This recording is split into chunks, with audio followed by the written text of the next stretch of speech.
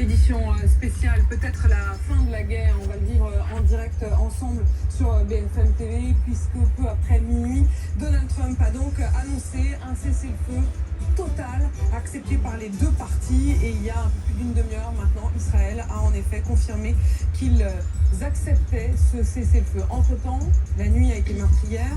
9 morts côté iranien, 4 morts côté israélien. Nous serons en direct dans un instant du côté de Tel Aviv, à Jérusalem, mais aussi à Washington et à Téhéran.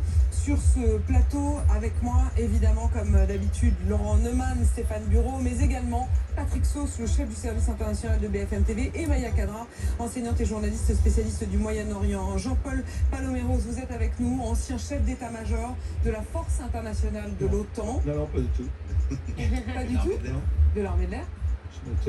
Chef d'état-major de l'armée de l'air et commandeur suprême de l'OTAN pour la transformation. Et commandeur suprême de l'OTAN pour la transformation. Merci de votre précision. Les fiches ne sont pas à jour. Et Michel Fayad, vous êtes, donc j'ose pas le dire, mais vous êtes analyste géopolitique.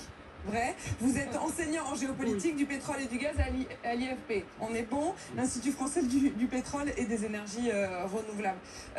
Cette annonce, donc, cette nuit de Donald Trump, et là je voudrais voir avec vous, Patrick Sauce, à l'instant, c'est confirmé, les deux parties acceptent. Oui, en fait, pendant toute la nuit, au début de la matinée sur BFM TV, on a pensé à un bluff, on a pensé à vraiment une communication très Trumpesque, notamment parce qu'on a vu sur son réseau social que Donald Trump, à la fois, balançait ça. Il n'y a pas d'autre mot, pardon, pour cette rivalité, mais un cessez-le-feu qui paraissait totalement unilatéral vu de Washington, avec force photo, intelligence artificielle, c'était le meilleur prix Nobel de la paix. Silence radio du côté des Israéliens.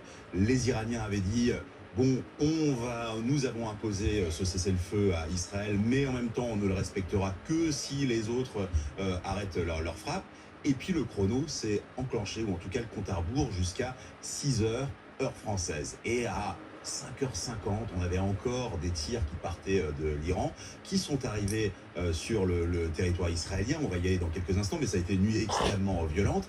Et puis, à un moment, sur les coups de 8h20, 8h15, heure de Paris, eh bien ça y est, Israël est sorti de son silence. Le gouvernement a dit, nous avons rempli tous nos objectifs, c'est donc la fin de la guerre. Ce n'est pas encore la paix, et grosso modo, ce n'était pas du tout un coup de bluff de la part de Donald Trump. Il a bien eu les uns et les autres au téléphone, et il va donc arriver en grand triomphateur ce soir à 19h à Amsterdam, puis à La Haye, pour le sommet de l'OTAN. Pour le sommet de l'OTAN, on décryptera ça avec vous, Jean-Paul Paloméros, dans un instant, mais partons.